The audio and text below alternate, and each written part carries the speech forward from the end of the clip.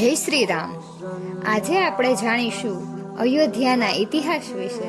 ઇતિહાસકારોના મતે કૌશલ પ્રદેશની પ્રાચીન રાજધાની અવધ બૌદ્ધ કાળમાં અયોધ્યા અને સાંકેત તરીકે ઓળખાતી હતી।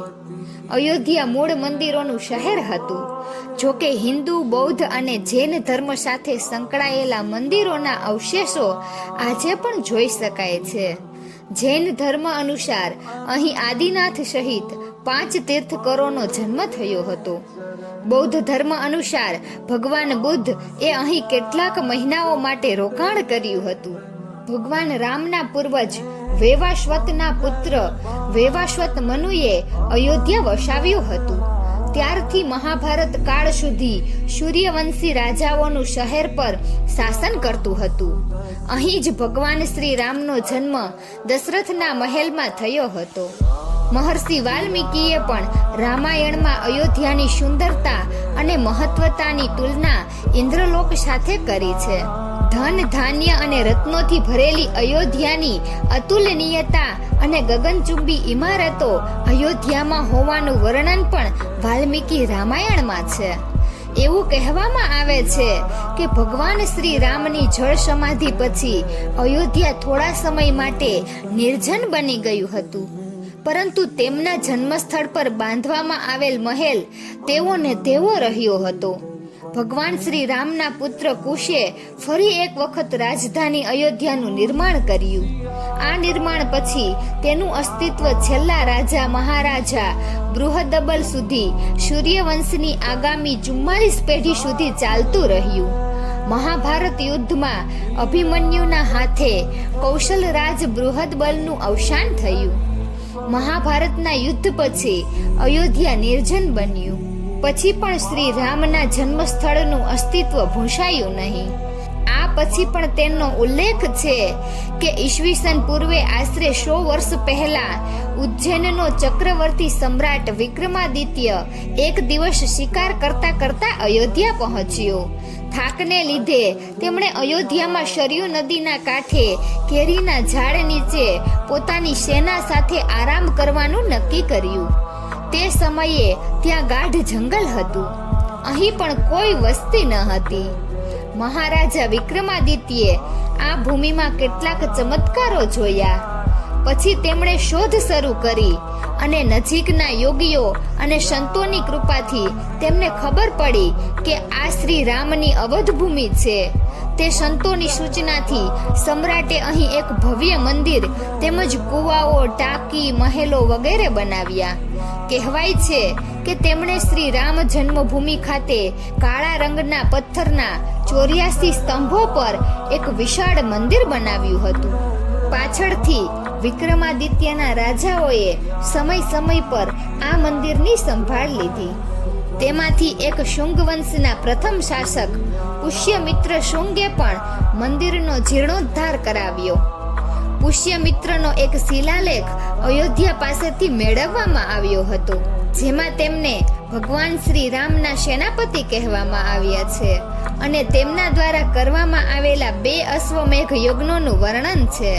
ત્યાંથી મળી આવેલા ઘણા શિલાલેખોથી મળેલી જાણકારી મુજબ ગુપ્ત રાજવંશ દ્વિતીયના સમય દરમિયાન અને ત્યારબાદ લાંબા સમય સુધી અયોધ્યા ગુપ્ત સામ્રાજ્યની રાજધાની હતી। ગુપ્ત મહાકવિ કાલિદાસે રઘુવંશમાં ઘણીવાર અયોધ્યાનો ઉલ્લેખ કર્યો છે। ઇતિહાસકારોના મતે અયોધ્યા ઈસવીસન પૂર્વે 600માં એક મહત્વપૂર્ણ વેપાર કેન્દ્ર હતું। ઈસવીસન પૂર્વે 5મી સદી દરમિયાન આ સ્થળને આંતરરાષ્ટ્રીય માન્યતા મળી। જ્યારે તે મુખ્ય બૌદ્ધ કેન્દ્રમાં વિકસિત થઈ ત્યારે તેનું નામ સાકેત હતું। એવું કહેવામાં આવે છે કે ચીની સાધુ ફાહિયેને અહીં નોંધ્યું છે કે ઘણા બૌદ્ધ મઠોનો રેકોર્ડ રાખવામાં આવ્યો છે। ચીની પ્રવાસી ઝુઆનઝાંગ 7મી સદીમાં અહીં આવ્યો હતો। તેમના કહેવા મુજબ અહીં 20 બૌદ્ધ મંદિરો અને 3000 સાધુઓ રહેતા હતા અને અહીં હિન્દુઓનું એક મોટું અને ભવ્ય મંદિર પણ હતું, જ્યાં દરરોજ હજારો લોકો મુલાકાત લેતા હતા। ત્યારબાદ 11મી સદીમાં કનૌજ રાજા જયચંદ આવ્યા। તો તેમણે મંદિર પર સમ્રાટ વિક્રમાદિત્યનો પ્રશંસા શિલાલેખ કઢાવી અને તેનું નામ લખાવ્યું. પાણીપતના યુદ્ધ પછી જયચંદનો પણ અંત થયો. આ પછી ભારત પર આક્રમણકારોનો હુમલો વધ્યો.